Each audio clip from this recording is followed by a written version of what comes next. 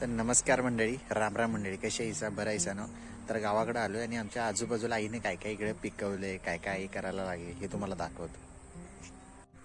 तर मंडळी, ही आहे हरभऱ्याची भाजी. सुकवून नंतर आम्ही खायला वापरतोय. आता त्याच्यात काय काय गुणधर्म असतात हे माहिती नाही मला, पण पौष्टिक लागते नंतर शेंगदाणे वगैरे टाकून.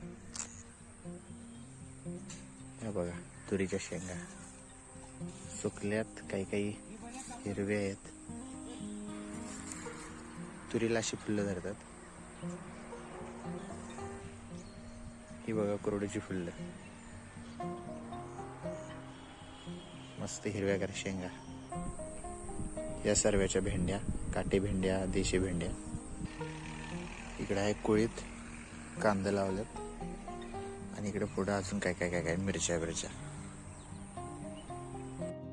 तर घराच्या बाजूला इकडं हरभरा आणि भुईमुग लावलाय आणि लाल माटाची भाजी. हे बघा.